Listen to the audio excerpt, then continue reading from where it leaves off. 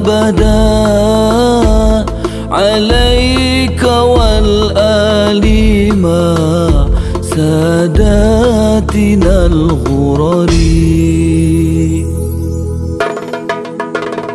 صلى وسلم ربي دائما أبدا عليك والآل ما ساداتنا الغرر.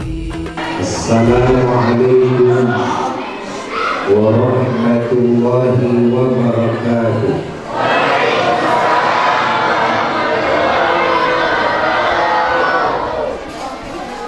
Alhamdulillahi Rabbil Alamin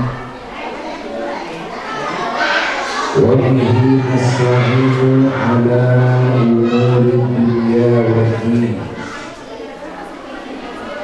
wa afdalus salati wa atamut taslim ala sayyidil awwalina wal akhirin rahmatillahi lil alamin wa syafa'atihi jalla wa ala lil khalqi ajma'in insani 'ainil wujud was-sabab fi kulli mawjud sahibil liwa'il mahfuz wal haudil mawrud wal maqamil mahmud wa imamir ruk'a'is sujud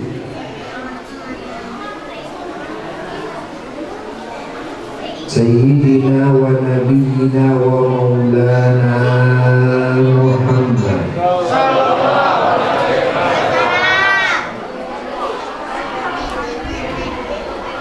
sayyidi kulli walidin wa sayyidi kulli mawlud wa ala alihi wa ashabihi wa azwajihi wa dhurriyyatihi wa tubba'ihim bi ihsanin ila yaumi liqa'i amma ba'du. Fa ya ibadallah usikum wa nafsi bi taqwallah faqad fazal muttaqun.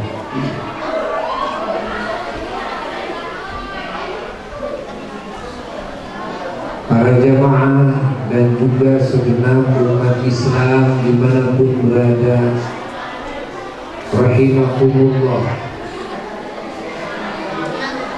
Alhamdulillah, di malam hari ini kita semua oleh Allah dikumpulkan di majelis yang terhubung seluruh makna-makna kumpulan ini, majelis ini kepada Allah, terhubung pula kepada Rasulullah Sallallahu Alaihi wa alihi wasallam.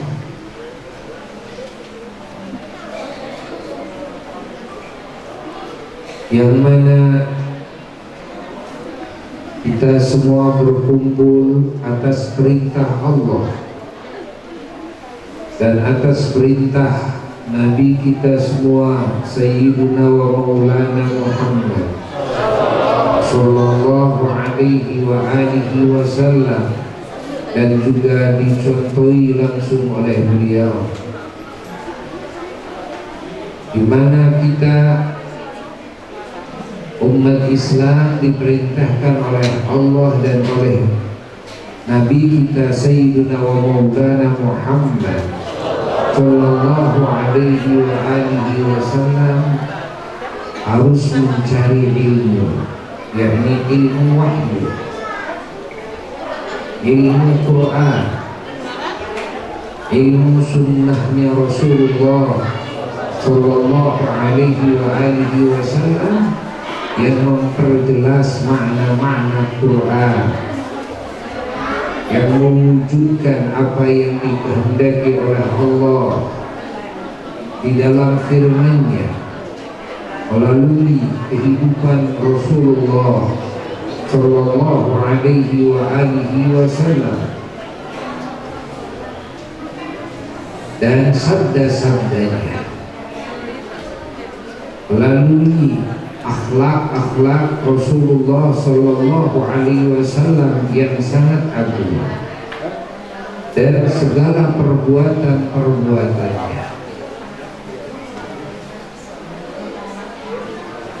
Yang selanjutnya dijabar luaskan lagi oleh para ulama-ulama Allah setelah baginda Rasulullah Sallallahu Alaihi Wasallam dengan fatwa-fatwanya, dengan nasihat-nasihatnya, wasiat-wasiatnya, dan alhamdulillah firman Allah juga sunnah-sunnah Rasulullah Sallallahu Alaihi Wasallam dan fatwa-fatwa para ulama-ulama Allah sampai saat ini masih utuh, termaktub, dan masih utuh di dada para ulama-ulama Allah, terjaga, sehingga tidak ada satupun masa terkecuali di sana Allah hadirkan ulama-ulamanya yang di dadanya penuh dengan ilmu Allah, ilmu Quran, penuh dengan sunnah-sunnah Rasulullah Sallallahu Alaihi Wasallam, dan penuh dengan fatwa-fatwa ulama Allah dan nasihat-nasihat ulama Allah, sehingga umat Rasulullah Sallallahu Alaihi Wasallam di setiap masa terjaga agamanya, terjaga akidahnya, terjaga juga akhlaknya, terjaga niatnya, terjaga amaliyahnya, terjaga ucapan-ucapannya, sampai kepada hari yang ditentukan. Islam akan selalu hadir. Bahkan sudah diisyaratkan oleh Rasulullah Sallallahu Alaihi Wasallam bahwa Islam di akhir akan kembali kepada kejayaannya, seperti kejayaan Islam di masa Rasulullah Sallallahu Alaihi Wasallam dan masa para sahabat-sahabatnya, masa para tabi'in dan masa para tabi'in. Bahkan Islam ini berluas ke seluruh penjuru dunia setelah masa tabi'in, sehingga hadir cahaya Islam di berbagai negara di muka bumi. Dan kita wajib bersyukur kepada Allah karena kita berada di suatu negara yang sangat besar sekali dan jumlah penduduknya sangat banyak sekali, yang mana cahaya Islam di Indonesia ini menjadi mayoritas terbesar dibanding dengan negara-negara lain di muka bumi. Maka kita umat Islam di Indonesia wajib bersyukur kepada Allah. Dan masuknya Islam ke Indonesia di mana saat itu bangsa Indonesia bisa disebut 99,9% mereka tidak beragama Islam. Mereka tidak mengenal Allah. Mereka tidak mengenal Kanjeng Nabi Muhammad Sallallahu Alaihi Wasallam. Mereka tidak mengenal Al-Quran dan Sunnah. Datanglah para wali-wali Allah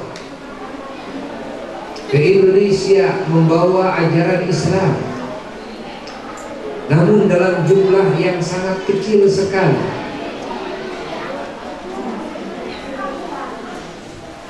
Tapi ketika para wali songo, cucu-cucu Rasulullah Sallallahu Alaihi Wasallam masuk ke Indonesia, masuk ke Nusantara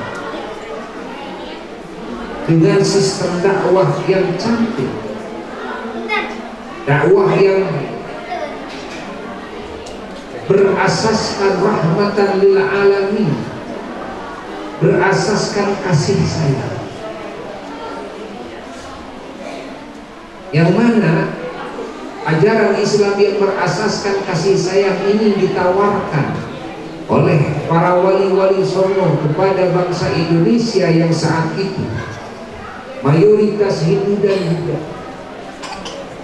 dan juga di Indonesia ada Konghucu, dan di Indonesia pun ada ateis, di Indonesia pun ada komunis yang tidak mengenal agama sama sekali.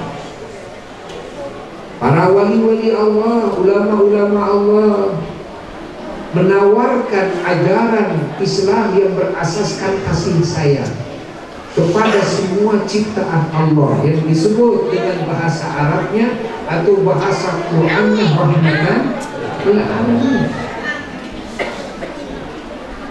Bahwa Islam itu asasnya rahmatan lil alamin. Apa yang diperintahkan oleh Allah, apa yang dilarang oleh Allah, asasnya rahmatan lil alamin. Berangkat dari rahmatan lil alamin, diungkap, dijelaskan, dicontohi oleh para wali-wali Allah wujud kasih sayang kepada semua ciptaan Allah, bahwa Islam, ajaran Allah dan ajaran Nabi Muhammad SAW tidak berbicara kasih sayang hanya kepada sesama Muslim saja, bahkan kasih sayangnya kepada Muslim dan kepada non-Muslim. Islam tidak mengajarkan kasih sayang hanya kepada manusia saja, bahkan kepada binatang sekalipun, dan juga kepada lingkungan. Kasih sayang ini bukan cuma kepada makhluk hidup, tapi kepada benda-benda mati sekalipun. Ajaran Allah ini ajaran kasih sayang. Bagaimana Allah mengajarkan setiap manusia agar sayang kepada bumi, agar sayang kepada tanah, kepada air, kepada api, okay? Kepada tumbuh-tumbuhan, buah-buahan, kepada nikmat Allah sekecil apapun, sehingga Allah melarang membadirkan, menyia-nyiakan nikmat Allah walaupun kecil sekali. Karena apa? Karena ajaran Allah harus sayang kepada makanan, harus sayang kepada minuman, harus sayang kepada segala nikmat Allah, harus sayang kepada waktu, harus sayang kepada tenaga, kepada kekuatan, jangan disia-siakan, ya? Karena ajaran Islam ajaran kasih sayang yang menyeluruh, ya? Tidak boleh merusak, kan? Air. Sehingga di dalam Islam, insya Allah, air sangat dihormati dan sangat dijaga. Kesuciannya sangat dijaga. Tidak boleh membuang kotoran-kotoran kepada air yang mengalir, kan? Tidak boleh kencing di sana, tidak boleh berak di sana. Ini ajaran Islam, agar setiap orang bisa mengambil manfaat, hatta bisa meminumnya. Adapun, kan, perilaku-perilaku membuang kotoran, membuang sampah, kan, kepada air mengalir, ketahuilah bahwa itu bukan ajaran Islam, walaupun yang melakukannya umat Islam. Subhanallah. Islam melarang kencing atau buang berak, buang kotoran di bawah pohon-pohon yang berbuah, di mana nanti kalau jatuh ke tanah, kan, maka tanah itu sudah ada kotorannya, di sana ada bakteri, sehingga makanan ini tidak sah, tidak layak untuk dimakan, dikonsumsi. Buah-buahan kalau jatuh ke tanah harus tetap layak dimakan, ya. Bukan cuma dimakan oleh manusia saja, dimakan oleh binatang pun harus layak dimakan. Islam adalah ajaran kehidupan, Masya Allah, yang penuh dengan kasih sayang, yang penuh dengan cinta, yang penuh dengan kedamaian, penuh dengan toleransi, Masya Allah, penuh dengan berbuat kebaikan kepada sesama, dan juga penuh dengan ikatan ukhuwah persaudaraan, baik bersaudara seagama maupun bersaudara sebangsa setanah air, maupun bersaudara sesama manusia, bahkan bersaudara sesama ciptaan Tuhan. Islam agama yang membawa kedamaian,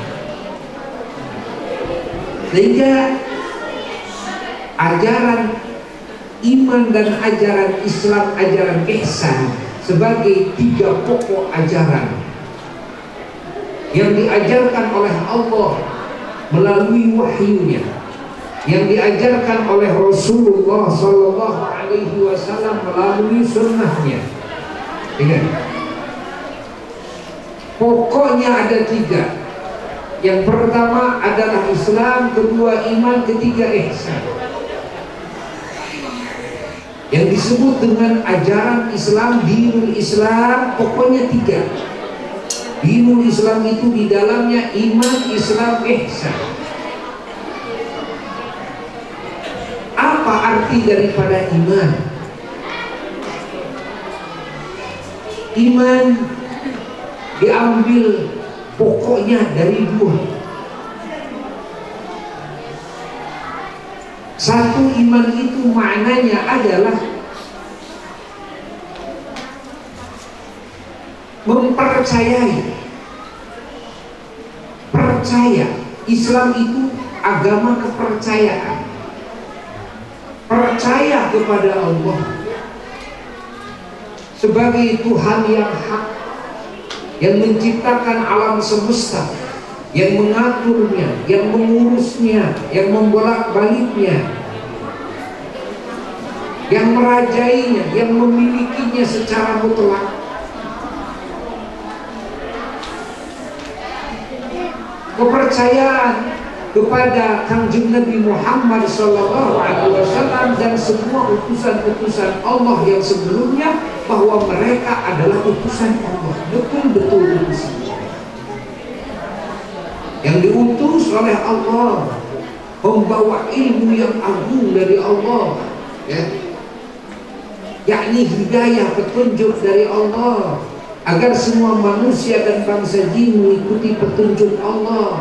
Yang mana siapa yang mengikuti petunjuk Allah, maka dia akan meraih keselamatan dalam hidupnya, kebahagiaan, keamanan, kesehatan, kekuatan, kecerdasan, Masya Allah, kesucian, kebenaran, keadilan, keterpujian, keterdepanan, kewangian, keistimewaan, sampai kepada kesempurnaan.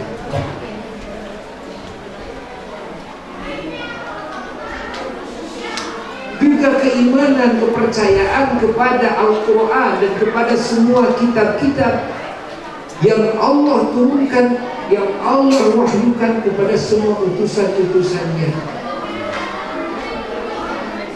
bahwasanya Al-Quran dan kitab-kitab tersebut betul-betul firman Allah,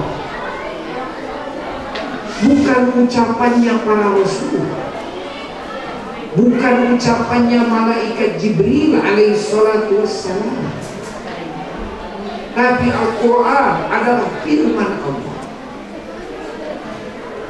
Walaupun di dalam Al-Quran dan kitab-kitab samawi di sana ada ucapan malaikat Jibril dalam arti Allah lah yang mewahyukan, ya,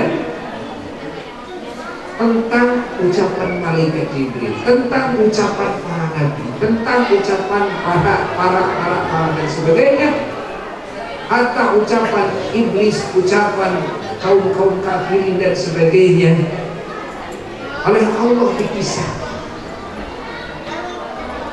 Tapi ini semua adalah firman Allah Jalla Jalaluhu,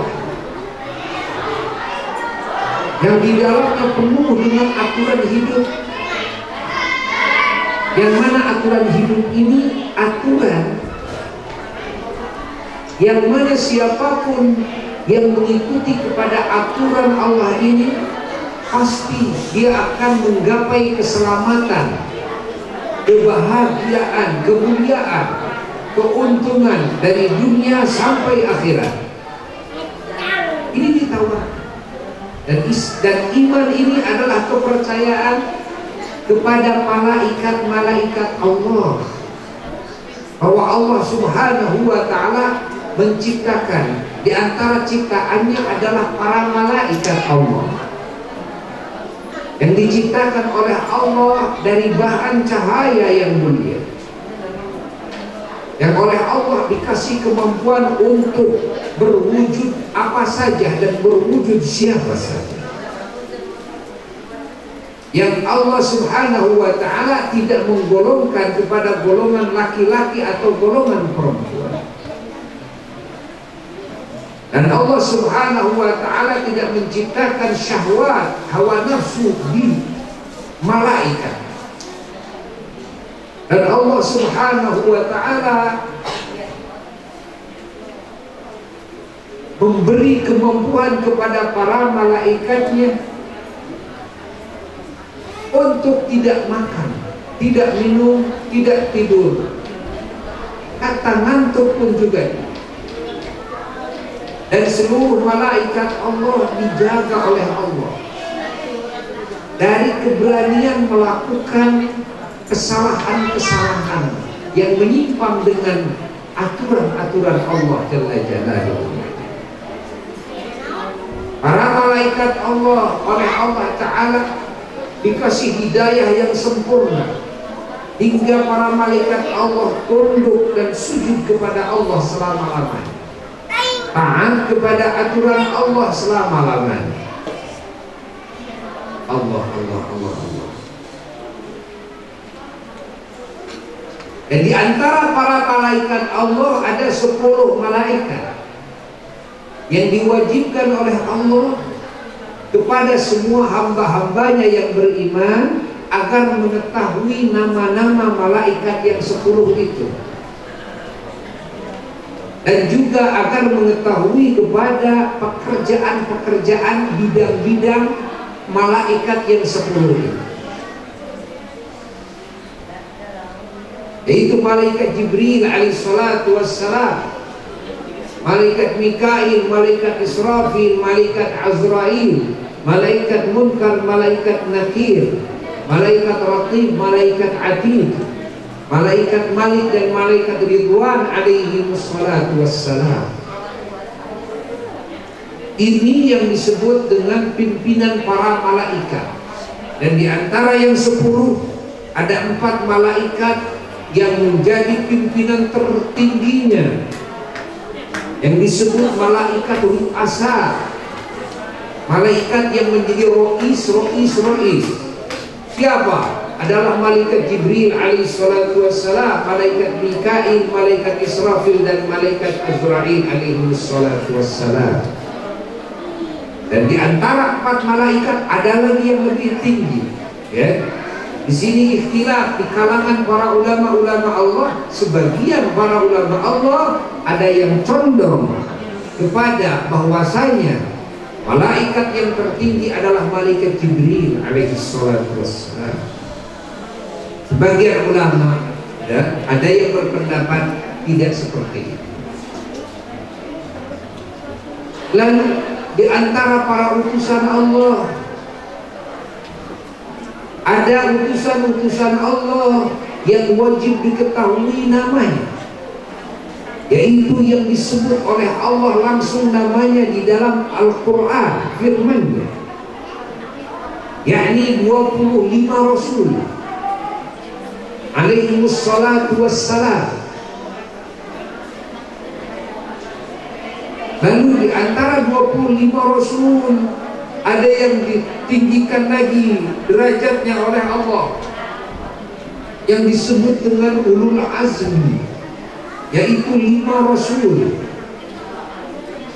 yaitu Kangjeng Nabi Muhammad sallallahu alaihi wasallam, lalu Kangjeng Nabi Ibrahim alaihi salam, lalu Kangjeng Nabi Musa alaihi salam, lalu Kangjeng Nabi Isa alaihi salatu wassalam, lalu Kangjeng Nabi Nuh alaihi salatu wassalam. Dari yang 5 ini Allah Ta'ala memilih yang tertinggi daripada para rasulnya yang tertinggi, yakni Sayyiduna wa Maulana Muhammad sallallahu alaihi wa alihi wasallam.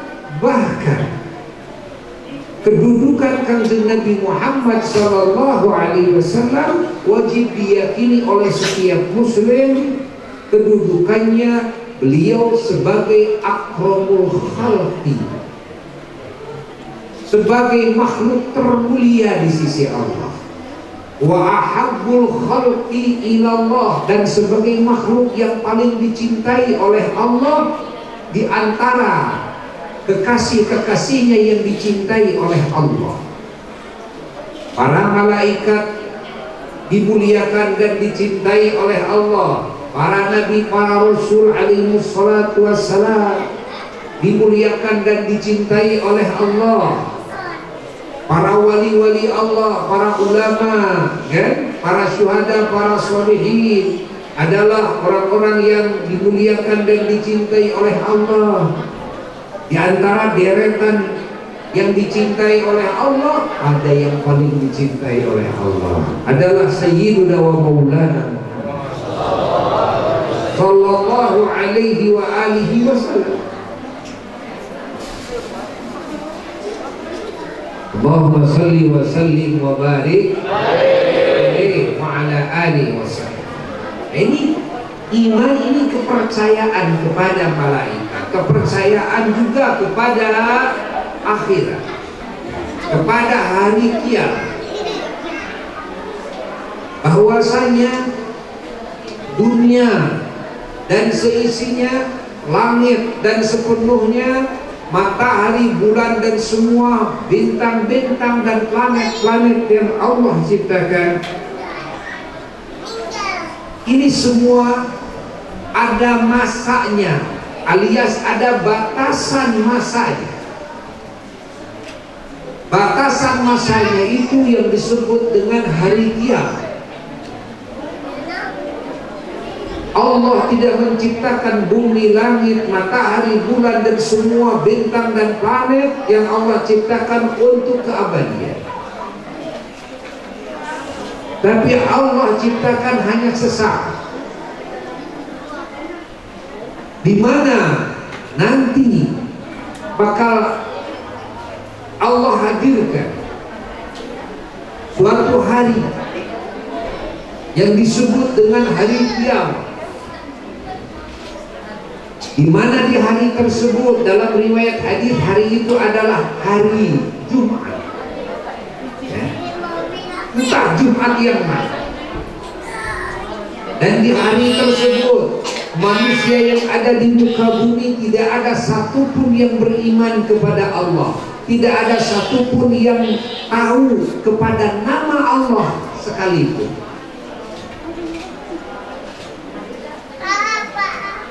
Mereka lah orang-orang yang akan mengalami pahitnya, getirnya kejadian-kejadian kiamat yang dahsyat. Di hari tersebut Allah guncang bumi dan Allah guncang langit. Di hari tersebut Allah tabrak-tabrakan semua planet-planet, semua bintang-bintang. Di hari tersebut bumi ini bukan meletus, tapi gunung-gunungnya yang berterbangan. Masya Allah. Di hari tersebut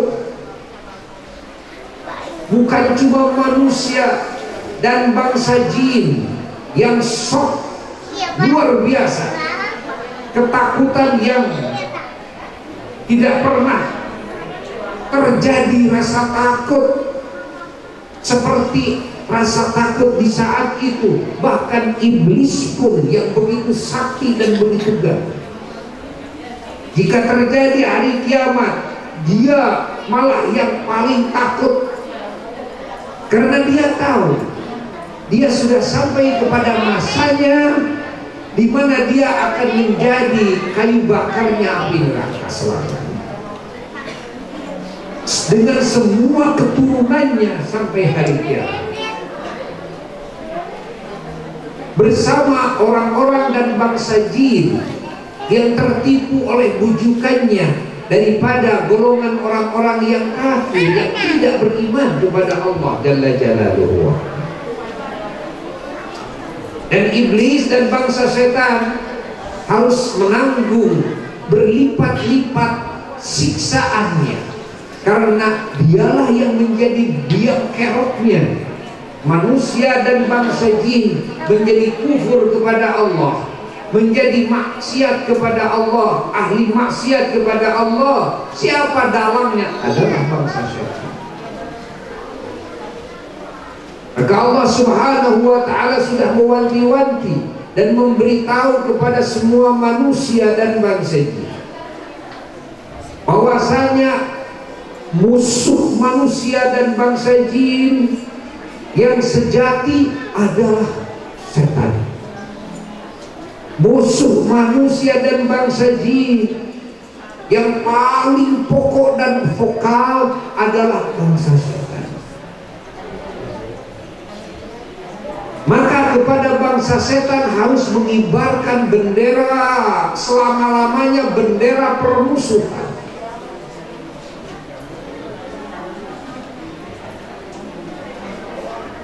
Harus meyakini bahwasanya bangsa setan adalah musuhnya manusia dan musuhnya bangsa.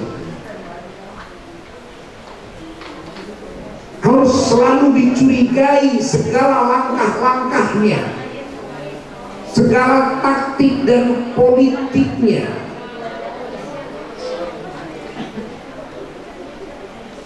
Manusia dan bangsa jin diperintahkan membentengi dirinya agar tidak tergoda oleh bangsa setan.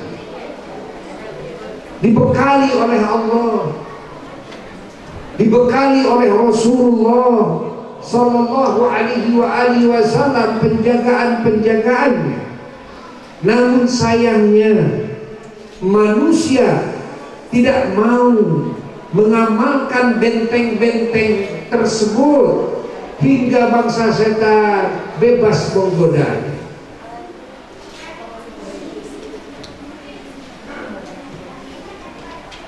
Hari kiamat bangsa setan, merekalah yang harus menanggung lipatan-lipatan siksaan.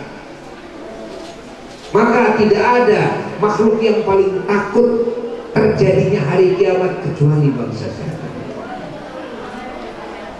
Setelah itu adalah bangsa kaum kafirin yang tidak beriman kepada Allah.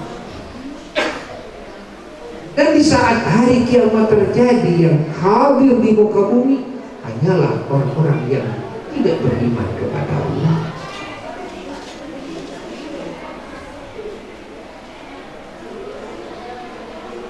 Di hari kiamat bumi disalin oleh Allah, langit pun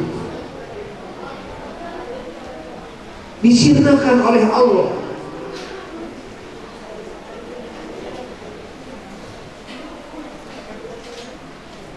Kehidupan manusia berganti dari kehidupan dunia kepada kehidupan akhirat. Orang-orang yang sudah mati, yang berada dalam kehidupan alam kubur, maka di hari kiamat dipingsankan oleh Allah. Karena kematian hanya dikasih oleh Allah satu kali saja. Ketika kiamat terjadi, maka semua ahli barzakh dipingsankan oleh Allah,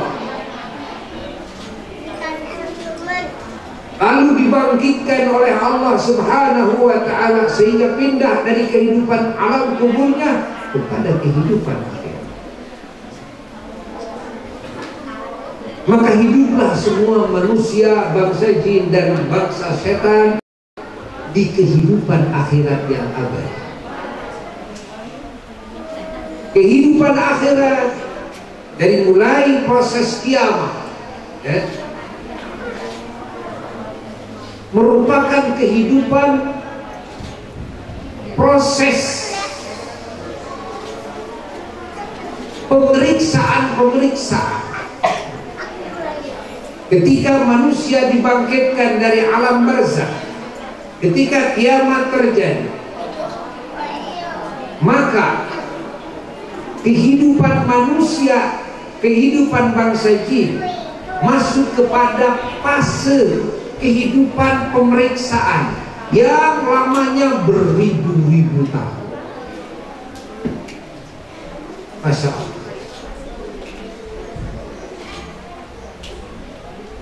Diperiksa oleh Allah segala yang Allah berikan kepada setiap manusia dan bangsa. Diperiksa oleh Allah seluruh penggunaan nikmat yang Allah berikan, yang Allah titipkan kepada manusia dan bangsa. Harta kesehatannya, kemudaannya, kecerdasannya, kekuatannya, jabatannya,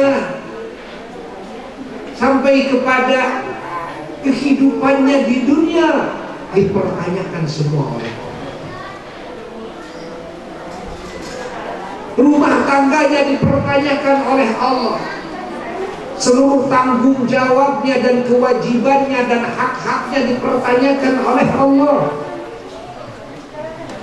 Kewajiban-kewajiban kita sebagai suami dan kewajiban-kewajiban kita sebagai istri, kewajiban-kewajiban kita sebagai orang tua terhadap anak-anak kita, dan kewajiban-kewajiban kita sebagai anak terhadap orang tua kita, kewajiban-kewajiban kita sebagai pemimpin rakyat terhadap rakyat kita, dan kewajiban-kewajiban kita sebagai rakyat terhadap pemimpin kita. Diperiksa, ya diperiksa.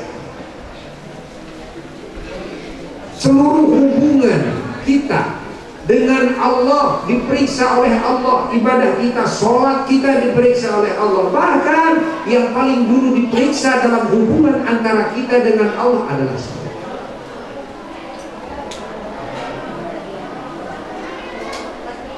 Masya Allah, diperiksa semuanya, dari mulai ingat, dari mulai tamyiz sampai mati.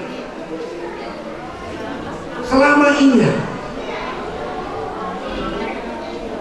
bagaimana sholat kita? Karena ibadah yang dilakukan setelah tamyiz sampai balik tetap akan mendapatkan balasan dari Allah jika itu sah, jika itu sahih ibadahnya sesuai dengan ilmu yang Allah ajarkan.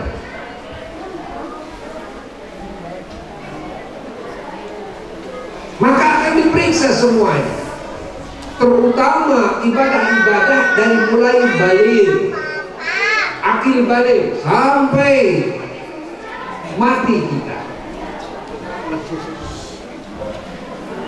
Yang wajib-wajibnya diperiksa, yang sunnah-sunnahnya diperiksa.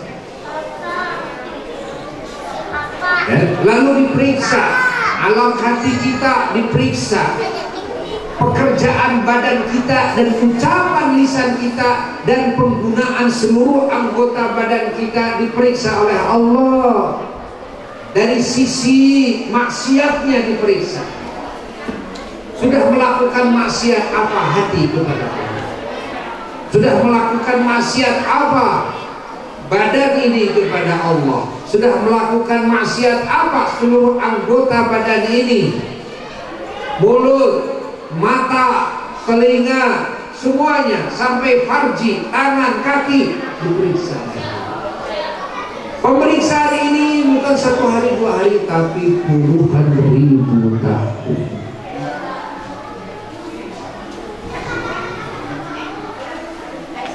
Bukan waktu yang sangat singkat, bukan. Fase pemeriksaan itu lama sekali. Manusia dan bangsa jin ketakutan di sana kebanyakan. Sedikit yang merasakan aman, sedikit yang merasakan aman. Kebanyakannya hari itu ketakutan, dan kebanyakannya hari itu adalah hari-hari bersedih, dan hari itu adalah hari-hari penyesalan. Yang mana semua yakin penyesalan itu tidak berguna. Jadi ribuan tahun itu semua manusia dihinggapi rasa takut, dihinggapi rasa sedih, dihinggapi rasa khawatir, dihinggapi stres. Ingat, itu dalam kehidupannya setelah kiamat. Paham? Hanya sedikit sekali yang dikasih ketenangan, la khaufun alaihim wa lahum yahzanun. Mereka adalah para nabi-nabi Allah dan para rasulnya Allah alaihi wassalatu wassalam. Mereka adalah para wali-wali Allah dan orang-orang yang saleh, orang-orang yang takwa, orang-orang yang menjaga jiwanya dan raganya dari melakukan pelanggaran-pelanggaran, dari melakukan apa-apa yang dilarang oleh Allah, yang jiwa raganya ditaatkan kepada aturan Allah, hawa nafsunya ditundukkan kepada aturan Allah. Juga andai kata mereka melakukan maksiat kepada Allah, mereka langsung bertobat kepada Allah. Mereka membersihkan kembali jiwanya, raganya dari maksiatnya, dari kemungkarannya, sehingga Allah mengampuni dosa-dosanya sebelum mati. Nah, orang-orang seperti ini adalah orang-orang yang mereka mendapatkan keamanan dari Allah. Mereka mendapatkan ketenangan dari Allah. Dan mereka dikumpulkannya berbeda tempatnya dengan orang-orang yang kafir, dengan orang-orang yang ahli maksiat.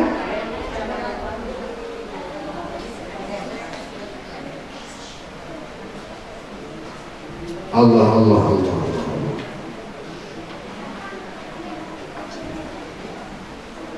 Jadi fase setelah kiamat terjadi, ribuan tahun, puluhan ribuan tahun adalah fase pemeriksaan.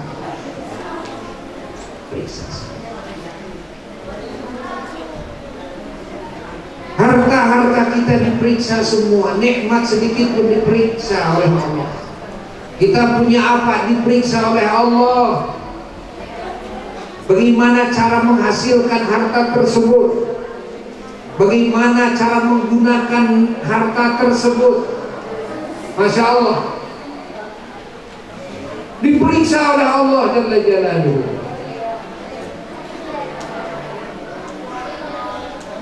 Allah, Allah, Allah.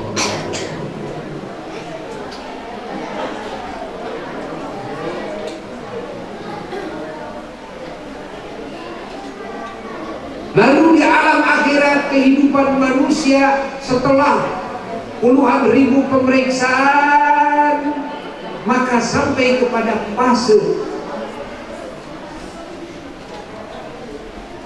melewat kepada Shiratal Mustaqim.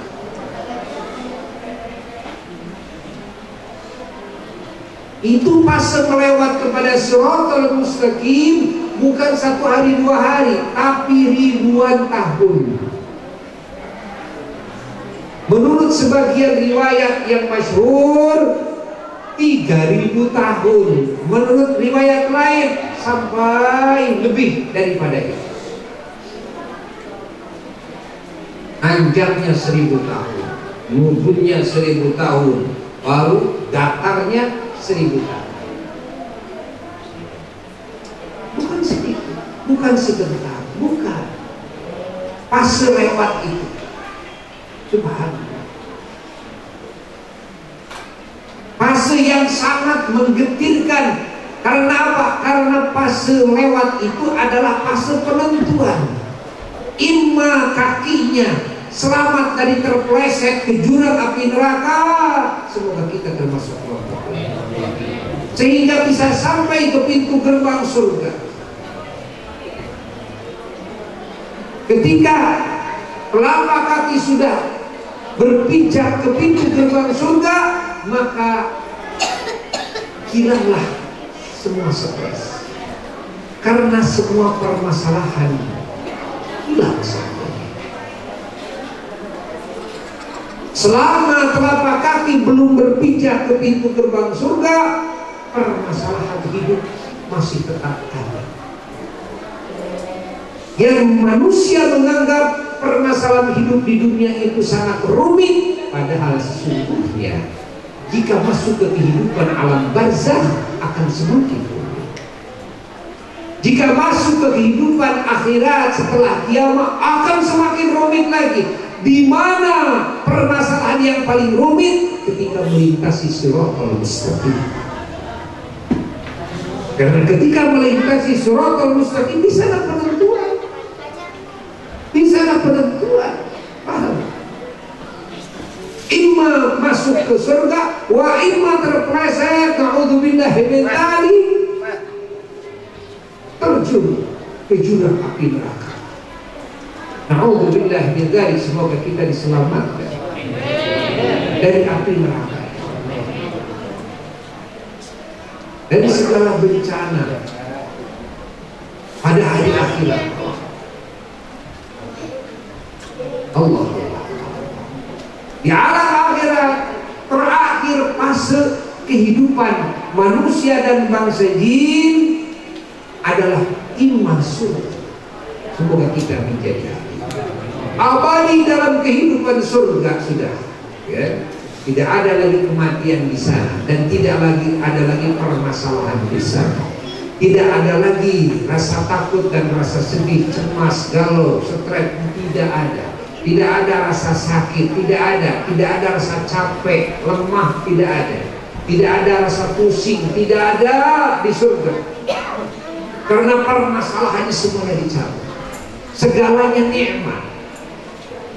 Apa yang dibayangkan jadi nikmat, apa yang dilihat, didengar, dicium, dirasa, masya Allah, dimakan, diminum, disentuh, segalanya nikmat. Yang didengar sekalipun suara, segalanya adalah kenikmatan.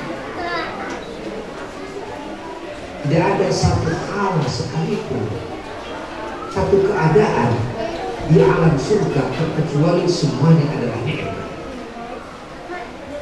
Segala keinginan hawa nafsu syahwat manusia oleh Allah diumbar sekeinginannya di surga. Maka kejaran hamba-hamba Allah bukan kenikmatan surga. Masa depan orang-orang yang beriman bukan kehidupan dunia. Dalam kehidupan dunia tidak ada masa depannya sedikit pun. Tapi masa depan orang-orang beriman adalah surga.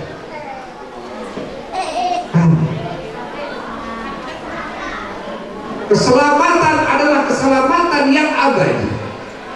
Kebahagiaan adalah kebahagiaan yang abadi. Kemuliaan adalah kemuliaan yang abadi. Bukan keselamatan, kebahagiaan, kemuliaan yang sesaat. Adapun orang-orang yang tidak beriman, karena mereka tidak beriman kepada kenikmatan surgawi, maka yang mereka kejar yang disebut masa depan itu masa tua.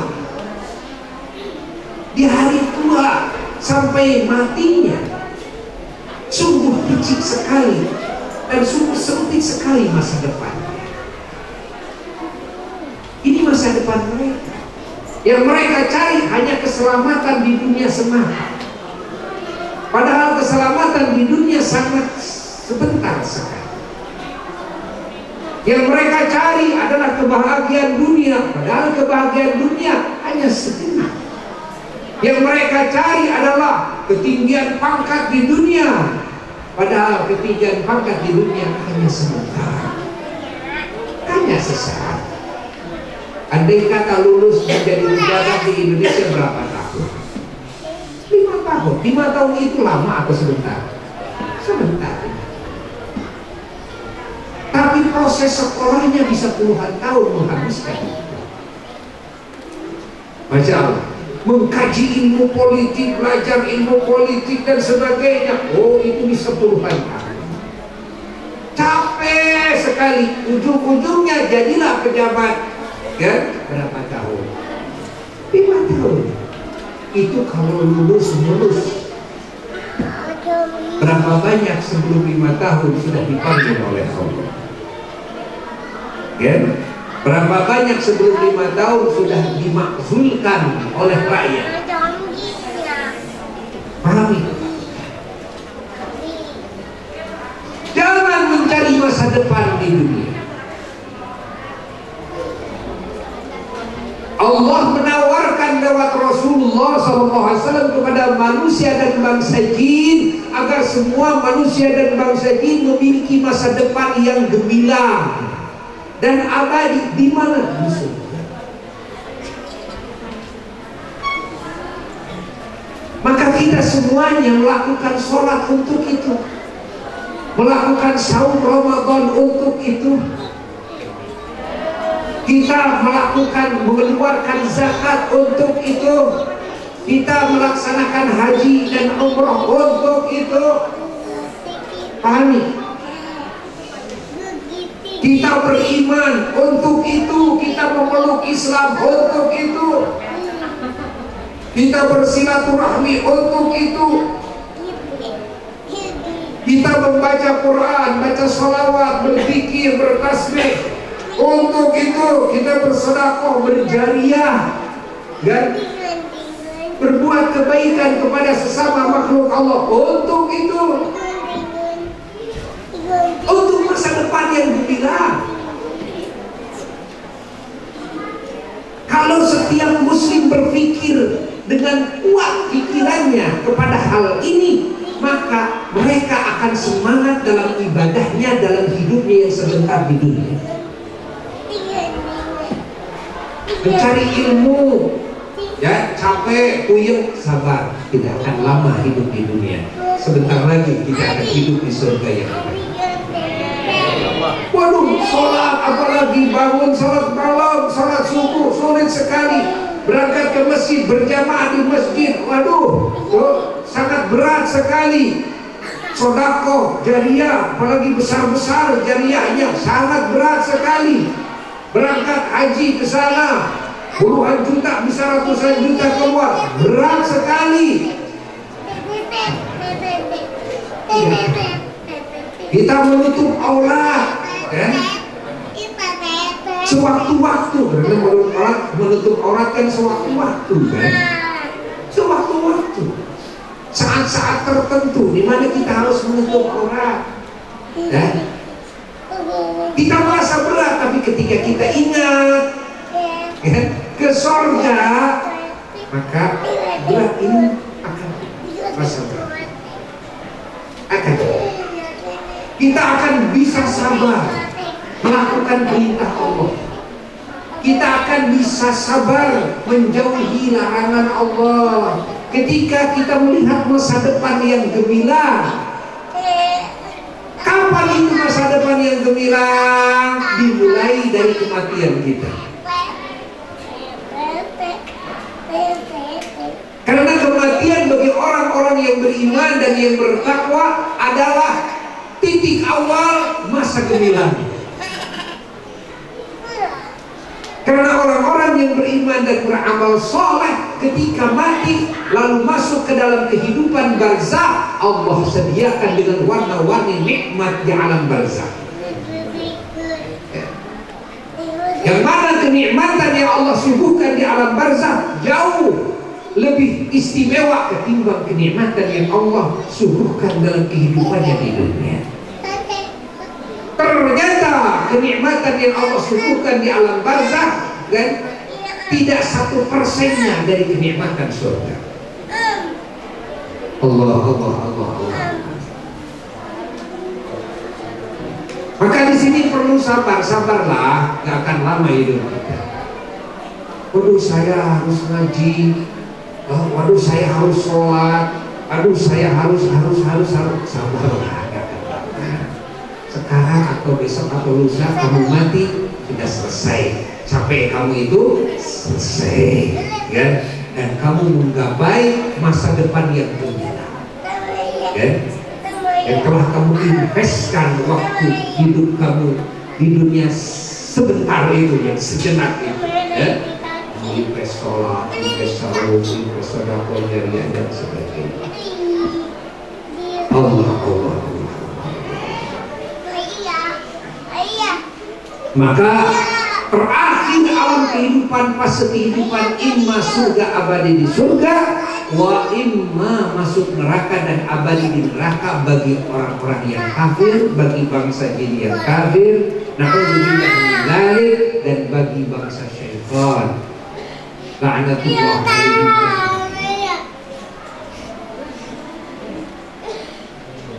Adapun bagi orang-orang yang beriman lalu mengotori imannya dengan maksiat kepada Allah, imma dia mungkin mendapatkan ampunan Allah, ya. Wa imma mungkin juga tidak diampuni oleh Allah, sehingga dia mau tidak mau harus masuk dulu kepada jurang api neraka dan dibakar dulu, disiksa dulu sampai habis dosa. Namun orang-orang yang beriman walaupun harus masuk neraka dulu, ada aturan Allah yang ditetapkan oleh Allah, mereka tidak abadi di nerakanya. Walaupun tidak abadi, semoga kita tidak dimasukkan kepada api. Karena siapa yang akan kuat menghadapi api neraka? Wala aqwa 'ala naril jahim, kan? Para wali Allah dalam sebagian munajatnya, itu munajatnya wali-wali Allah, Ilahi lastulil firdausi ahla, ya Allah, saya tidak pantas untuk menjadi ahli firdaus karena banyaknya kesalahan. Wala aqwa 'ala naril jahim, namun saya pun tidak mampu, tidak akan kuat untuk masuk kepada neraka jahim. Jangankan masuk kepada neraka jahim, dengan percikan api rokok saja tidak.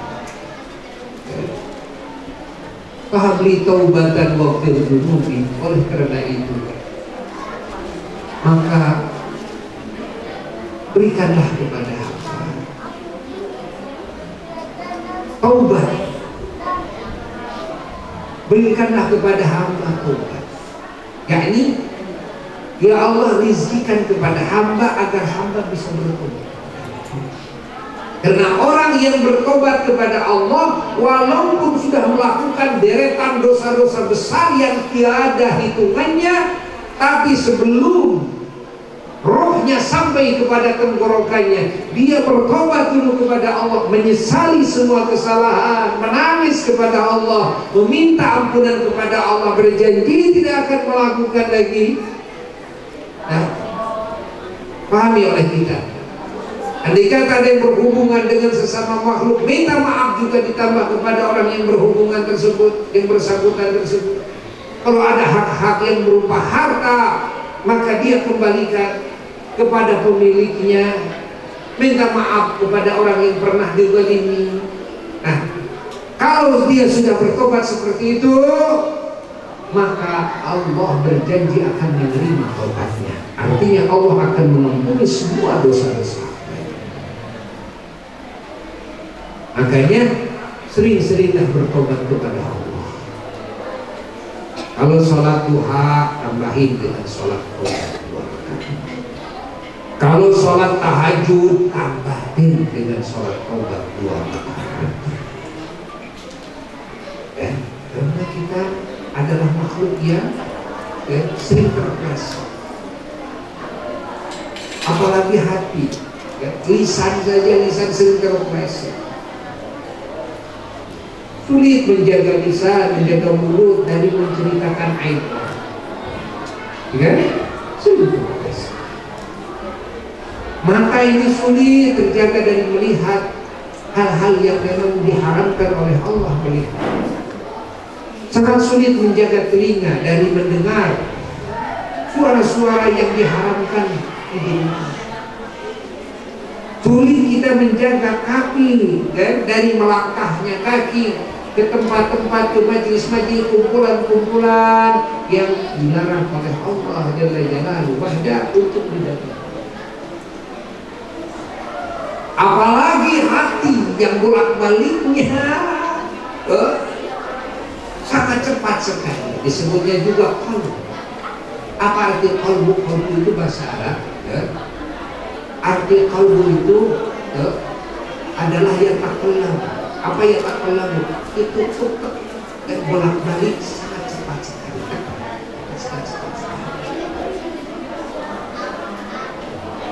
Maka menjaga maksiat hati jauh lebih susah ketimbang menjaga maksiat anggota badan.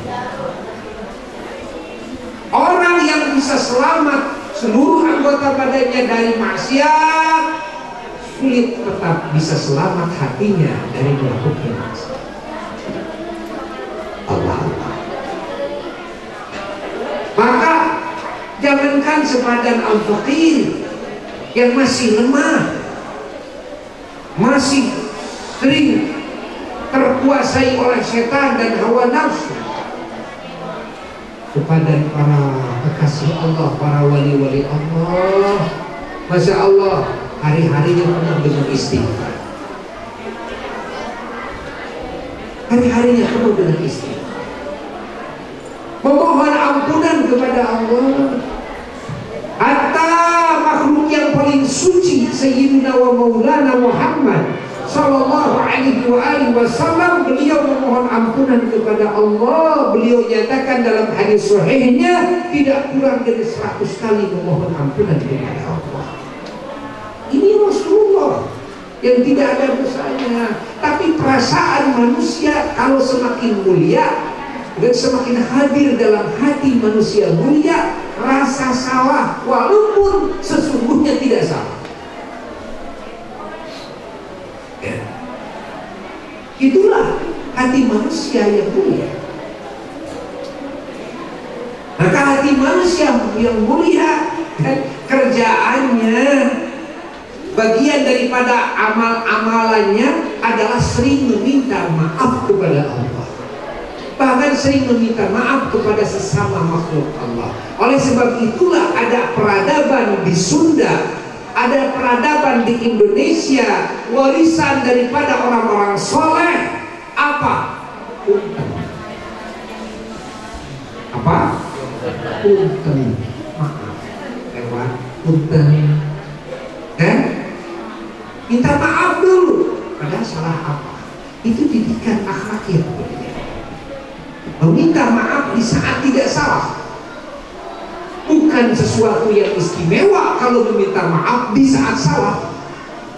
Tapi manusia mulia adalah manusia yang akhlaknya sering meminta maaf di saat tidak salah. Paham? Paham tidak? dihayati oleh kita semua. Ini berbicara ajaran Allah yang disebut dengan al-Islam, dinul Islam, dan ada 3 pokoknya: iman, Islam, dan ihsan. Arti iman ada 2 pokoknya. Satu, iman itu kepada yang barusan disebut. 2, arti iman itu adalah memberi aman.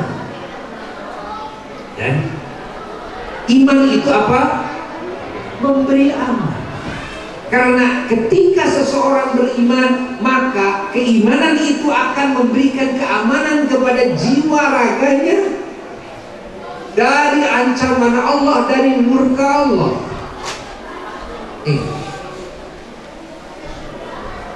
Keimanan tersebut akan memberikan aman kepada jiwa raganya dari godaan setan dan dari menguasainya hawa nafsunya kepada dirinya dan dari tipuan dunia yang menipu. Kasih. Dengan iman maka dirinya jadi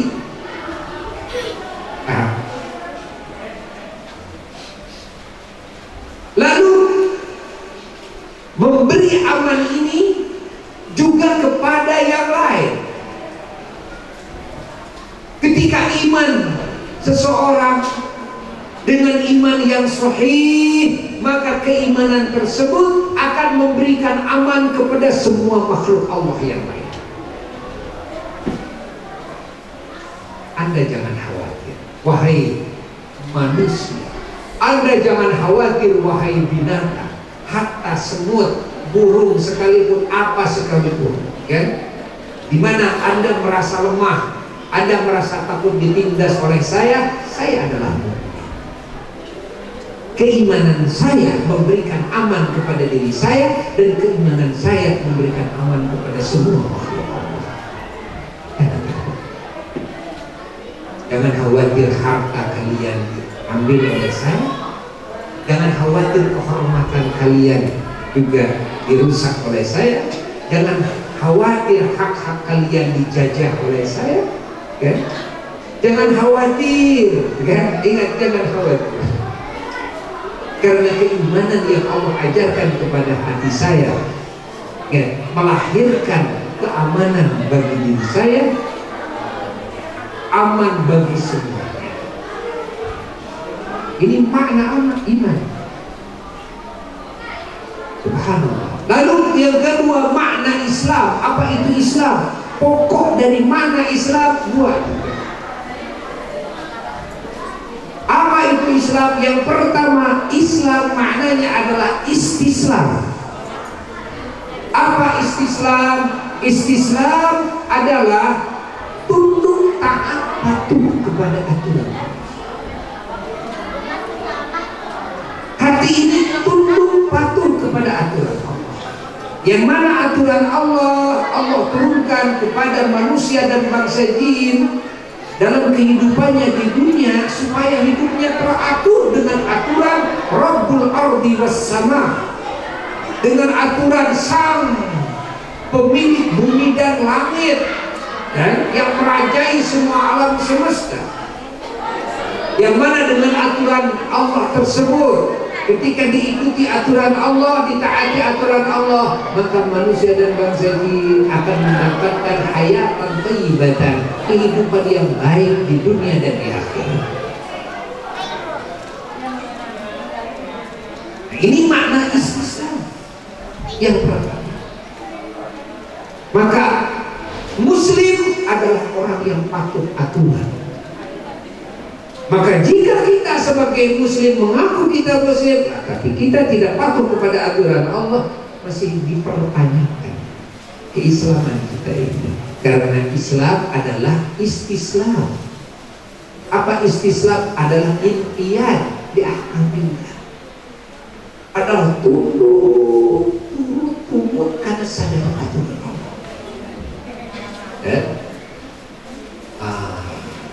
Yang kedua, makna Islam yang kedua adalah memberikan kedamaian.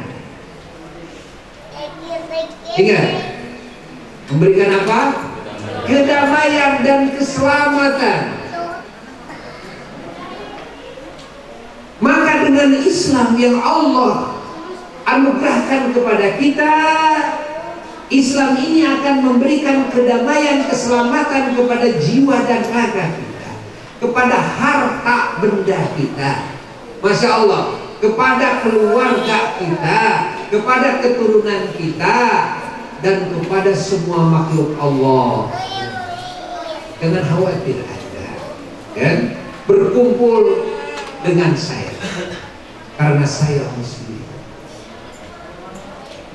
Artinya saya adalah orang yang oleh Allah dianugerahi Islam, di mana Islam yang Allah anugerahkan kepada diri saya, ingat, melahirkan kedamaian, keselamatan bagi diri saya dan bagi kalian semua, dan bagi semua makhluk Allah.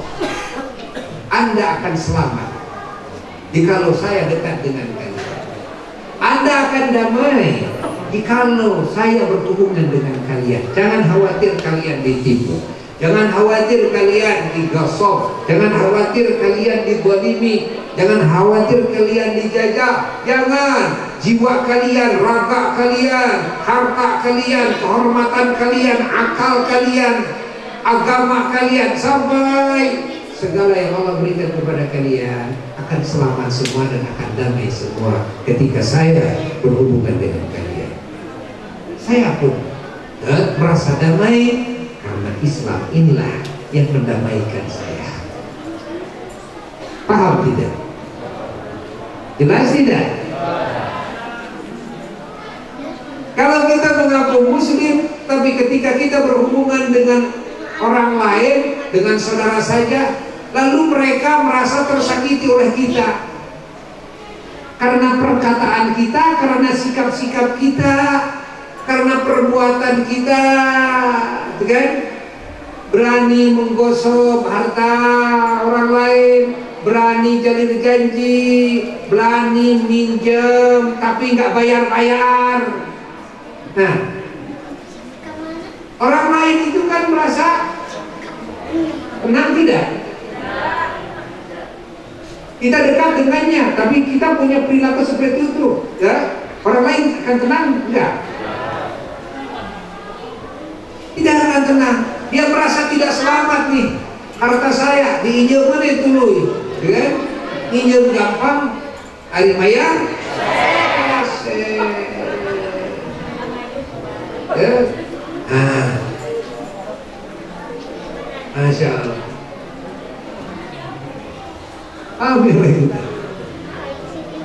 Anda jangan khawatir punya kesalahan lalu diungkap oleh saya, lalu diceritakan oleh saya kepada yang lain. Jangan khawatir, karena Islam yang mengajarkan saya, kan? Mengajarkan keselamatan. Anda tetap selamat bersama saya. Kesalahan Anda, kan, tetap tertutup di hadapan saya. Allah. Bahkan hati saya dididik tidak boleh ingin tahu kepada kesalahan siapapun. Keinginan tahu saja tidak boleh, apalagi sampai saya menceritakan dan mempublikasikan kesalahan yang lain kepada yang lain. Jangan khawatir. Inilah Islam. Maka di dalam hadis Rasulullah SAW mengisyaratkan bahwa al-Muslim, orang Muslim itu man saliman nas. Dalam sebagian riwayat, kan, man saliman nas, pakai kalimat an-nas, adalah orang yang mana semua manusia selamat min lisanihi wa yadih, dari keburukan lisannya dan keburukan tangannya, yakni perbuatannya. Kalau kita hidup bergaul dengan sesama manusia, ada seorang saja, kan, yang tidak selamat dari keburukan lisan kita atau dari keburukan perbuatan kita, maka keislaman kita inilah yang diragukan. Ente Gentre.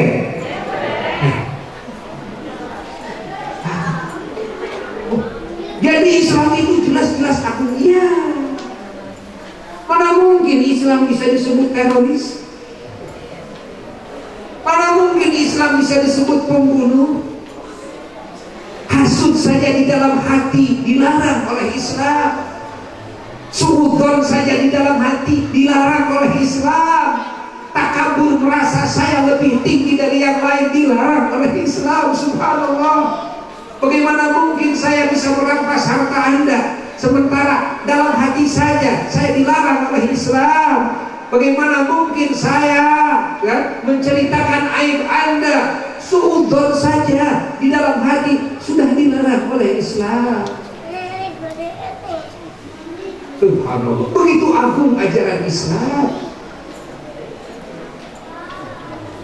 Maka orang-orang yang benci kepada Islam, mereka mencari cara agar orang-orang yang tadinya bukan Muslim tidak masuk kepada ajaran Islam, tidak memeluk kepada ajaran Islam, sengaja dibikin onar, dibikin gitu kan, apa namanya, skenario, gitu kan, dibikin skenario seolah-olah Islam ini radikal, Islam ini pembunuh, Islam ini perusak, Islam ini peneror dan sebagainya, sehingga orang-orang yang kafir yang tadinya tidak mengenal Allah, tidak mengenal Islam, mereka takut untuk masuk kepada ajaran Islam. Tapi ternyata usaha-usaha mereka yuriduna ayyutfi'u nurallah, dan mereka berharap akan memadamkan cahaya Allah. Wa yaqallahu illa ayyutimma nurahu. Namun Allah Ta'ala, kan? Allah Ta'ala tidak menghendaki kecuali Allah menyempurnakan cahayanya. Sehingga dengan cara-cara apapun, malah orang yang tadinya tidak mengenal Islam jadi penasaran, lebih enggak Islam ini begitu, begini dan sebagainya. Akhirnya banyaklah yang memeluk Islam. Gara-gara apa? Islam dijelek-jelekan. Maka jangan khawatir umat Islam dijelek-jelekan, ya. Jangan khawatir umat Islam difitnah. Jangan khawatir. Yang terpenting kita bisa menjalankan Islam dengan sebenar-benarnya dalam kehidupan kita.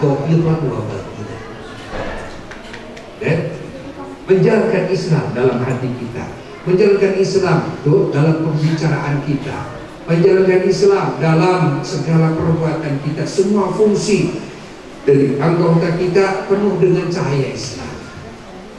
Itulah hati Islam. Islam diambilkan dari kata salam. Salam itu selamat, kedamaian, damai. Tidak ada permusuhan. Ingat, tidak ada permusuhan. Bahwa yang dianggap musuh oleh Muslim adalah setan. Yang dianggap musuh oleh Muslim setelah setan apa? Hawa nafsunya sendiri. Yang dianggap musuh oleh Muslim siapa? Adalah dunia yang menipu. Bukan orang-orang yang tidak beriman, bukan non-Muslim, bukan non-Muslim, bukan musuh.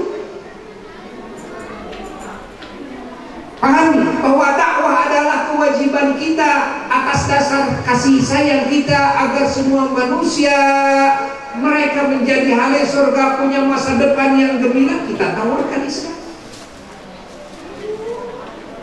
dengan bahasa yang baik, dengan uswah hasanah, contoh, kan? Contoh ini keagungan Islam dengan akhlak, dengan perbuatan kita dan ucapan kita dan pergaulan kita dengan semua makhluk Allah yang mereka akan melihat, menyaksikan, mendengar dan merasakannya. Begitu hebatnya ajaran Islam. Begitu hebatnya Islam.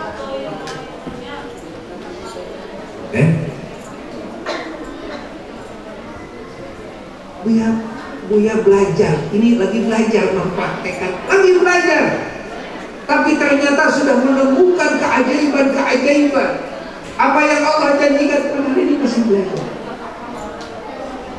Salah satu yang Buya sekarang didik diri Buya itu bagaimana merasa sayang kepada non-Muslim.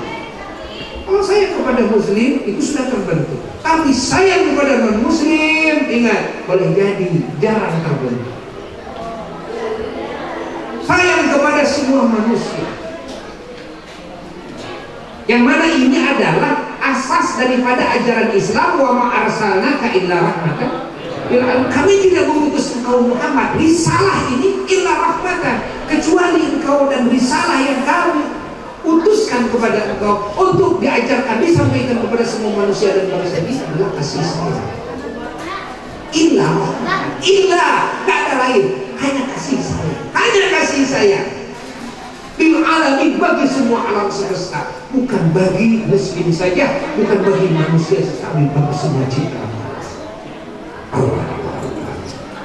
Coba perhatikan, dengan non-muslim, dengan orang Hindu, dengan orang Buddha, membangun persaudaraan, kan? Membangun ukhuwah persaudaraan, watoniyah, persaudaraan insaniyah, kan? Coba dipraktekkan. Bahkan dengan pemimpin-pemimpin mereka, dengan para pendetanya, kan? Dengan biksu-biksunya, kita persaudaraan, kan? Hubungan kita baik, Masya Allah. Hubungan kita baik, ada kontak lewat WA, kan? Subhanallah. Sehingga apa yang dirasakan orang pergi ke negara mana saja, pergi apalagi di Indonesia, Masya Allah. Masalah bukan cuma para ulama saja atau orang-orang muslim saja yang itu jelas seagama, Masya Allah, ya. Yang menyambut malah pemimpin-pemimpin Hindu, pemimpin-pemimpin Buddha, pemimpin Masya Allah Kristen. Kenapa? Karena hubungan yang diajarkan oleh Islam, yakni oleh Allah. Karena Islam ajaran Allah Jalla Jalaluhu wahidah. Barusan Buya cerita, barusan saja sebelum kesini, cerita kepada keponakan Buya itu menghaji. Tadi pagi-pagi ngaji di Cibaduyut, karena jalannya macet, kesiangan sampai di Cibaduyut jam 11:30 ya. Biasanya setelah adzan zuhur baru bisa memulai ngaji sampai 2 tadi kan. Seharusnya mengajar manasik haji di pesantren. Tapi ketika pulang, ini lampu mobil yang ini yang dipakai picak satu. Ya harus dibenerin dulu. Tapi ini kan hari Minggu, bengkel yang mana yang buka? Hari Minggu biasa, dia suka benerin di variasi sini di pendek. Mana? Telepon yang punya. Telepon. Oh.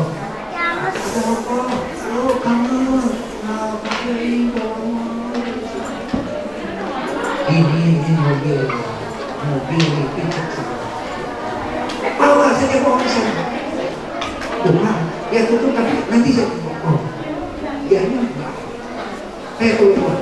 Kalau pakai sudah ada di rumah, kasih tahu. Datang ini. Mereka berdoa.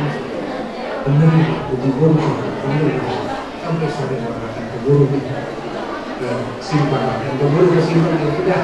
Akhirnya dibatalkan manasik. Kembali lagi ke Cibaduyut. Jadi guru saya digeser kepada maghrib siapin. Ya. Ada berita di sini. Nah, ya. Saya yang dekat dengan Cibaduyut. Cerita sama sekolah. Ini salah satu buktinya. Ya. Dia sampai Masya Allah, bukan sampai sekarang belum dibayar. Gak pakai pon, gak pakai apa-apa, wala apa-apa. Dia langsung benerin, pokoknya bener saja. Pakai itu bayar kapan saja lah. Kalau dibayar juga gak apa-apa. Ini salah satu bukti bahwa ketika ajaran Islam ditaati, ya, kehidupan manusia akan damai. Hati manusia akan saling menyayangi. Ketika hadir dalam hati ada sifat sayang, maka yang disuguhkan adalah yang terbaik bagi siapapun yang dia sayang. Jangankan manusia, singa sekalipun, kalau kasih sayang ditumbuhkan, maka dia akan sayang kepada kita. Berapa banyak orang yang banyak duitnya, dapat penghasilan dari apa? Dari memperkerjakan singa. Benar gak? Karena dia bersahabat dengan singa. Padahal ajaran Islam adalah rahmatan lil alamin. Artinya dengan siapapun, hatta dengan binatang buas sekalipun, kalau bisa tanamkan kasih sayang kepada mereka. Ketika ditanamkan kasih sayang kepada mereka, sikap kita dasarnya adalah sayang, ucapan kita dasarnya sayang, segala sesuatunya dasarnya sayang, akan terasa dan tercium oleh mereka. Seperti halnya kita diurus oleh orang tua kita. Kita merasakan sayangnya orang tua. Walaupun kita diusir, jor siap, ini kemana siap, hari itu siap, paling 2 hari 3 hari, nanti kembali lagi. Kembali lagi enggak? Kembali lagi kepada orang tua. Kenapa? Karena kita merasakan kasih sayang orang tua. Oh, orang tua marah kepada saya memang karena salah saya. Kenapa kita malah ingin kembali lagi kepada orang tua lagi, kembali lagi ke rumah lagi? Karena kita tahu bahwa orang berbeda dengan tetangga, baru ada jebeng sedikit, baru aja jebeng sedikit, kan? Hanya dengan isyarat, sedikit membekas di dalam. Seumur hidup tidak mau ketemu lagi. Benar ya?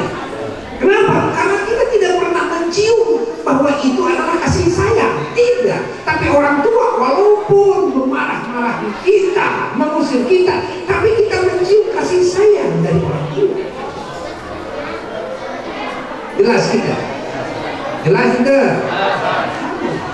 Itulah kasih sayang. Itulah kasih sayang. Maka yang harus dijadikan dasar adalah rahmat. Kita dakwah dasarnya rahmat, sayang. Kita amar bil ma'ruf, kita nahi 'anil munkar, tetap dasarnya sayang. Al-amru bil ma'ruf bil rahmah. Ala asasi rahmah.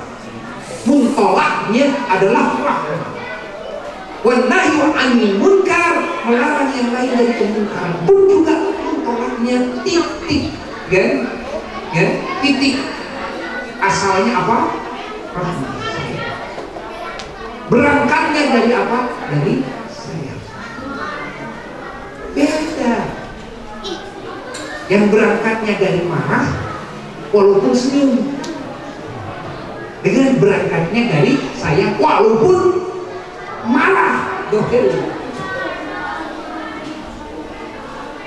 Allah, Allah, Allah, Allah. Ini makna Islam. Yang ketiga, ihsan. Apa itu ihsan? Ihsan adalah berbuat kebaikan. Ihsan. Apa makna ihsan? Makna ihsan itu juga. Yang pertama, ihsan adalah memperbagus. Dari kata hasan, artinya berbuat kebagusan di dalam pengabdian kepada Allah. Diperbagus hubungan hati dengan Allah, diperbagus akhlak dengan Allah, diperbagus ibadah kita kepada Allah. Sholat kita diperbagus dohirnya, batinnya. Tidak sembarangan sholat, tidak sembarangan saum, tidak sembarangan haji dan sebagainya, tidak sembarangan baca Quran, tidak sembarangan mengucapkan zikir, tahlil, tasbih, tahmid dan sebagainya. Lah, tapi bil ihsan apa? Dengan berbuat sebaik mungkin yang disuguhkan kepada Allah sebaik mungkin. Dohiran wa batinan. Ini adalah seperti kita jadi tukang mebel, ya. Kita jadi tukang mebel. Jika kita hasil mebel kita ini pingin laku tinggi, ya, pingin diminati, dicintai oleh banyak orang, maka berbeda dengan produk yang asal-asalan. Kalau produk asal-asalan, walaupun bahan kayunya kayu jati, bikin lemari asal-asalan, tidak disuguh, kan? Tidak dihamplas, kan? Ukurannya juga tidak matching, apalagi sampai di variasi dan sebagainya. Coba. Kira-kira ini bahan kayu jati, kira-kira diminati banyak orang nggak? Walaupun bahannya bahan taira gaji, bahannya albasia, jadi kan? Tapi bagus dalam pengerjaannya, memakai ihsan, ya. Disuguhnya bagus, amplasnya bagus, ukurannya matching, modelnya indah, fungsinya masya Allah banyak, subhanallah, variasinya juga banyak. Inilah mebel bil ihsan, ya. Taira gaji jadi puluhan juta, kayu albasia puluhan juta. Sekali Buya beli kursi, harganya mahal sekali, tapi ternyata lama kelamaan udah beberapa tahun kemudian rusak itu kursi. Begitu mau dibenahi, dibuka sama jamaah lagi, ada tukang kursi jamaah, dibuka, apa bahan di dalamnya? Albasia. Albasia. Begitulah ibadah kepada Allah. Kalau ibadah bil ihsan dan ibadah yang tidak bil ihsan tidak akan sama dihargainya oleh Allah. Kenapa para wali Allah hanya dengan keretak hati? Maka datanglah jawaban Allah, karomah yang luar biasa. Dan karena apa? Karena hubungan dengan Allahnya bil ihsan. Ya, paham tidak? Sehingga dihargai oleh Allahnya mahal. Kita ya Allah sudah sekian puluh ribu kali, tapi kan jelek. Padahal yang dipinta apa? Yang dipinta yang biasa-biasa saja, Pak. Punya hutang cuma sekian puluh juta, wajar-wajar saja, minta kepada Allah supaya lunas, ya kan? Bukan minta yang waris bil adat, bukan. Saya udah sholat segala macam. Aduh, udah berpuluh-puluh hari, udah berbulan-bulan, tapi tidak dikabulkan oleh Allah. Minta semakin banyak. Tambah lagi ku salakin gorengan. Tambah lagi ku awewe kebajikan cepat. Kita bingung.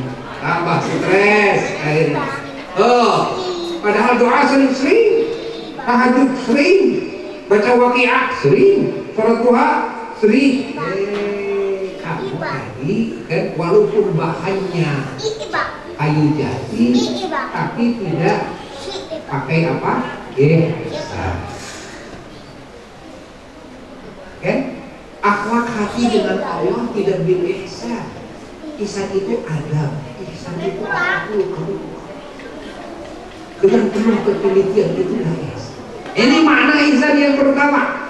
Makna ihsan yang kedua adalah ihsan berbuat hasan. Ihsan berbuat hasan. Berbuat hasan di dalam hubungan dengan sesama manusia. Berbuat hasan kepada dirinya sendiri. Ini ihsan, masya Allah. Ini ajaran ihsan. Bahwa ajaran ihsan bukan cuma badan dan pakaian bersih semata dari najis, bukan, tapi juga rapi, tapi juga wangi, kan? Rapi, wangi kan enak dipandang, enak nggak? Coba ketemu dengan orang yang coba caping yang kusut bau lagi, seneng nggak? Berdekatannya seneng nggak? Nggak seneng. Masya Allah, badannya bersih, pakaiannya bersih, rapi, wangi, karena bil ihsan. Dirinya sendiri, Masya Allah, sehingga terjaga dari penyakit, terjaga dari Masya Allah hal-hal yang menjijikan. Subhanallah, ini ihsan. Paham tidak? Paham tidak? Dan sekarang banyak yang bisa ihsan terhadap dirinya sendiri dari sisi itu, ya? Dari sisi itu, namun melupakan ihsan kepada Tuhannya. Ibadahnya tidak diperbagus, hubungan hatinya dengan Tuhannya tidak diperbagus, tapi ibadahnya dibagus-bagus, kan? Pakaiannya, rumahnya bil ihsan, makanannya bil ihsan, Masya Allah bil ihsan. Lalu apa itu ihsan? Kepada sesama. Kepada sesama selalu berbuat baik, kan? Kepada sesama selalu berbuat baik, ucapannya selalu baik, raut wajahnya selalu baik, senyum manis selalu bertabur, kan? Masya Allah, ucapan-ucapan yang lemah lembut, yang bermakna, kan? Ini ihsan, Masya Allah. Ini ihsan, hubungan yang baik, sering membantu yang lain dengan tenaga, dengan harta, Masya Allah. Punya harta lebih, sering membagi saudaranya, sering membagi tetangganya, Masya Allah. Kalau saudaranya, tetangganya, kan, mau ada hajatan atau apa, ya membantu harta dengan tenaganya itu. Ini ihsan. Ihsan dengan sesama. Selalu doa-doanya doa kebaikan, bukan sumpah serapah, laknat, bukan doa celaka dan keburukan kepada yang lain. Walaupun dizalimi oleh yang lain, dia selalu sabar. Dia jalin ukhuwah, dia jalin silaturahmi. Ini ihsan dengan sesama. Ini makna ihsan. Dan yang tiga ini semuanya adalah ajaran Sayyidina wa Maulana Muhammad Sallallahu Alaihi Wasallam, yang kelahirannya sekarang oleh keluarga besar Masjid Al-Huda diperingati saat ini. Inilah ajaran siapa? Sayyidina wa Maulana Muhammad Sallallahu Alaihi Wasallam, al-uswatul uzma fil iman wal islam wal ihsan. Suri teladan teragung dalam keimanan dan Islam dan ihsan.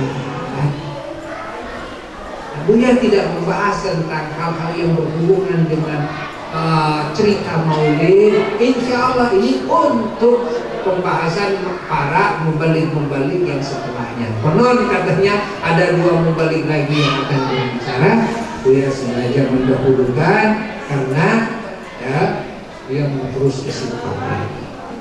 Ya, nah bagian Buya sekarang sampai di situ dulu pembicaraan. Ya, mudah-mudahan kalimat ini manfaat dan barokah bagi yang ngomongnya dan bagi yang mendengarnya. Ya, mudah-mudahan, dan semoga majelis ini menjadi sebab diampuni segala dosa, ditutupi semua aib kita di dunia dan di akhirat, dan juga dikabulkan segala doa-doa kita yang baik di sisi Allah, baik untuk kemaslahatan dunia maupun untuk agama, juga untuk keselamatan, kebahagiaan dan kemuliaan di akhirat. Semoga semuanya dipanjangkan umur dengan penuh hidayah dan taufik dari Allah, dengan penuh rezeki, penuh nikmat dari Allah, dengan penuh anugerah, penuh kebahagiaan dari Allah, dengan penuh penjagaan dan jaminan dari Allah. Terutama iman Islam semua ditetapkan dan disempurnakan oleh Allah sampai martabat ihsan, sampai kesempurnaannya. Dan di waktu mati semoga kita semuanya dimatikan di saat sempurna iman Islam ihsan kita. Ini namanya husnul khotimah yang paling tinggi. ya, dan semoga mendapat syafaat dari baginda Rasulullah Sallallahu Alaihi Wasallam, dan kita dimasukkan ke surga Firdaus A'la tanpa dihisab, tanpa didahului dengan adab, dengan segala bencana dan keburukan, segala hal yang menakutkan, mengkhawatirkan dan menyedihkan, sekecil apapun, dengan syafaat Sayyidina wa Maulana Muhammad Sallallahu Alaihi Wasallam. Ila hadrat Nabi Sallallahu Alaihi Wasallam. Al-Fatihah.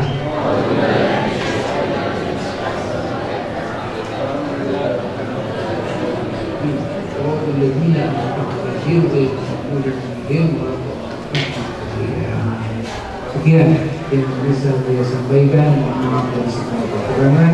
Mohon tidak salaman, ya, mohon tidak salaman, dan selalu kita menjalankan protokol kesehatan, pakai masker, banyak cuci tangan, apalagi muslim banyak berwudu yang benar, mandi, kan? Dan juga jaga jarak, tambah banyak berdoa, banyak istighfar, kan? Jadi M-nya banyak, bukan 3M, ya, 3M saja, tapi memperbanyak istighfar. Paham tidak? Memperbanyak berdoa, memperbanyak amal soleh, menjaga diri dari melakukan maksiat. Jadi berapa M tuh? Baru bisa selamat total itu mah, bukan dari COVID saja, tapi dari segala ancaman Allah di dunia dan di akhirat. Sekian, wassalamualaikum warahmatullahi wabarakatuh.